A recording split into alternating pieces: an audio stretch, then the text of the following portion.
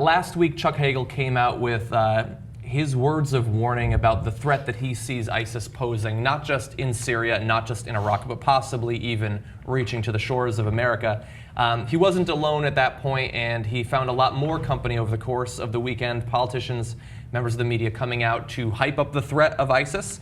Are they accurate? Are they overhyping it? We're going to have that discussion now. But first, we're going to show you some of what the politicians were saying on the Sunday, the political talk shows. First, here is John McCain talking about what he sees as a lackluster response from the president when it comes to ISIS. So far, they have not laid out a strategy. The president has got to come forward with a cohesive, comprehensive strategy, not only in Iraq, but also in Ukraine, also in other parts of the world. This is an administration, which the kindest word I can use is feckless, where they have not outlined a role that the United States of America has to play, and that's a leadership role. No more leading from behind. No more don't do stupid stuff. No more tell Vladimir that I'm going to be more flexible if I am reelected, when I'm reelected. The United States, the president has to understand that America must lead. And when America hasn't, a lot of bad things happen. Yeah, so when we don't lead, a lot of bad things have happened. But in the recent past, when we lead, great things. We led right into Iraq, no problems there.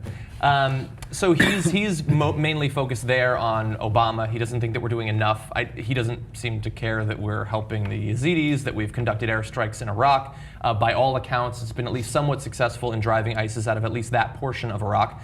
Military advisors to the president going on the media over the course of the weekend talking about what we might be doing in the near future in Syria, which we're going to get into.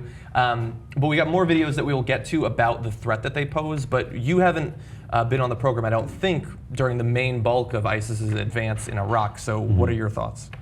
Well, that's kind of an open-ended question, but look, I think the president should come forward and he should say what the plan is and how we're going to approach them strategically. But at the same time, I think you also have to recognize ISIS has been not necessarily in league with, but certainly not attacked by the Syrian regime in 3 years. And from what I heard, Foley was originally grabbed by agents of Assad's regime. So how did he end up being in the hands of ISIS? And a lot of it is because what Assad wants to do is whittle down all the other insurgent groups till all he's got left is, okay, here's the devil. It's me or the devil. Who are you going to choose? And we're completely playing into his hands, but at the same time, we have to do something for these people in northern Iraq. Yeah. As you look at the world in the last 4 months, and I get, no one is going to say at the end of the Obama administration that they killed it on foreign policy, right? I don't think. We don't know. There's 2 years, and if we're not fighting a war then, maybe we will. But it seems to me a very silly, very American political question to ask for the president to come out and declare to the nation what our policy is on ISIS, as evidenced by what Martin Dempsey said in testimony before Congress, and Hagel appearing before Congress, as well as obviously as John Kerry. Like, they're dealing with it, but it doesn't. I'm less interested in what our plan is to deal with it and whether we declare it out loud and whether we can pin a political loss on this. Yeah. As Martin Dempsey said very significantly, like, at some point we are going to get help from people from countries in the region, and this is where Wes's expertise will come in. I mean, these guys are a far greater threat, no matter how serious they are or how grave a threat they are. They're a far graver threat to people there, to Muslims living there, than they are to anybody in the West. They have not expressed a great deal of interest in terrorism at this point. What they're interested in is taking land and stealing dams and getting, they want to rule there. No one is saying that they won't do that, but they're not posing a direct threat to America at all yet. So I imagine, and what Dempsey said, is that we're going to have to work with, they are going to become a significant threat, you would think, to Egypt and Saudi Arabia and countries, the authoritarian countries that have no interest in a massive Islamic uprising among their people. Yeah, I mean, and Jordan. It definitely depends on your definition of terrorism. I mean, certainly they haven't yet seemed to make big moves in terms of spreading it to the West, to the United States, things like that. But I mean, certainly within the bounds of Iraq, I mean, their activity, like executing between 1,000 and 1,500 prisoners that they had captured. I mean, they're not the Suicide recognized bombers at Shia mosques. Yeah, it's Is just that it's them? been fairly Yes. localized. Obviously, when you dramatically cut off an American's head on television, and although that might have been staged a little bit, it appears now it does appear that he's dead. That part hasn't been staged. And then you start talking about the way Chuck Hagel did about this imminent threat to our way of life. Yeah. These guys have not made one utility against work. us. They have not turned the lights on. They haven't made the water run. They have not governed for a second. And I don't know, but what they have done is killed a lot of people who live there. And I just, we're in the middle of gathering intelligence as we speak as to what kind of threat these guys are. In Iraq, we have a better sense. We don't really know exactly how big a threat they are. In Syria, where they are, where we bomb, that's what we're going to find out if we go into Syria and bomb them, how we do it. So I'm not saying in any way I don't know. I'm just reading stuff that everybody's reading, that these guys aren't a threat. Of course they're a threat.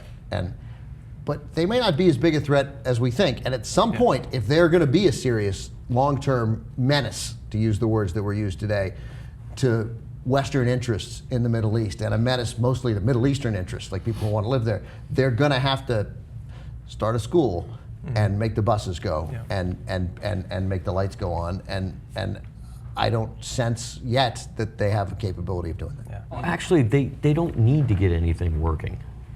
Why not?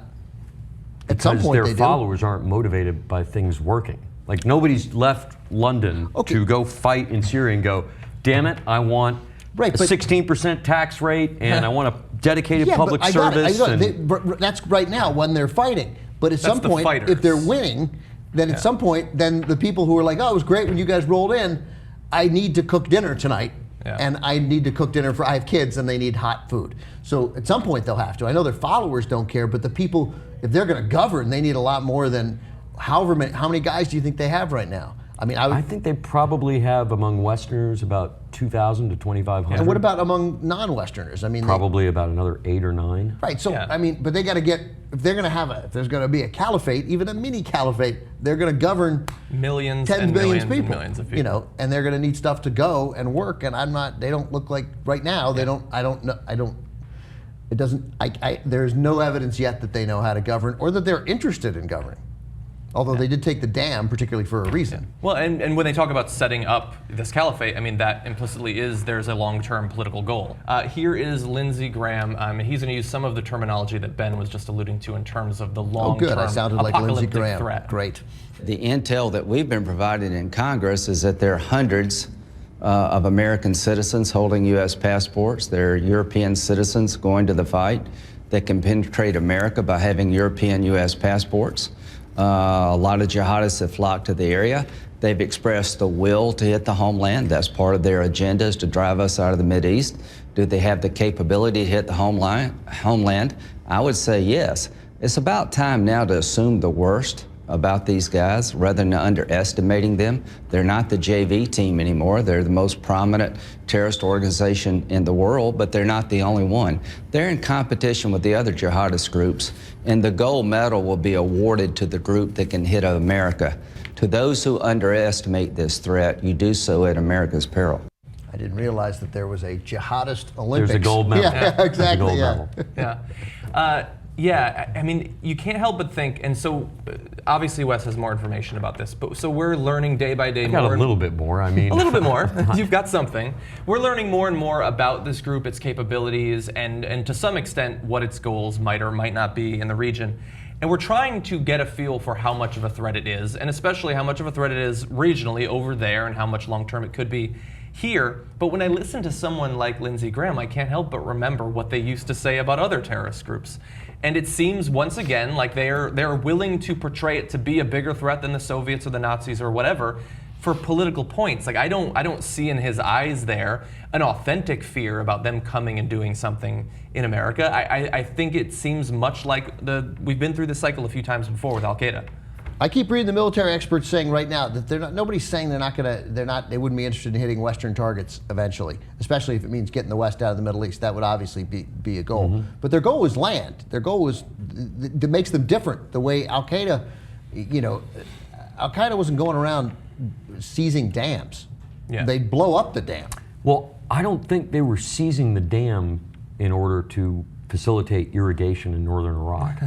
I got it. Every report I read, they're seizing the dam so they can smash the dam, flood Baghdad, and then walk into Baghdad. Okay, but it's still land. Like Al-Qaeda didn't do that. Their goal, they strap a suicide bomb on someone and create havoc somewhere and kill as many either Westerners or people who were in cahoots with Westerners as Al-Qaeda possible. didn't have as much money or as many people. And now we're getting the idea that Al-Qaeda and Al-Qaeda didn't have the weapons. These guys That's true, seized too. the weapons. Mostly, that seems like that's been their greatest success, is the seizure of weapons left in Iraq. And what we're clearly getting is what the New York Times reported and what these military experts are saying as they do this intelligence analysis of these guys, which you, again, reading that they're doing it now seems like, what were you doing in June? You know, Well, that's. take I June feel off. that. I feel that looking at a lot of the stories we're going to talk about today is where are those billions and billions of dollars we spend on reconnaissance satellites and everything else, and our leaders like, we don't know where they are. Yeah.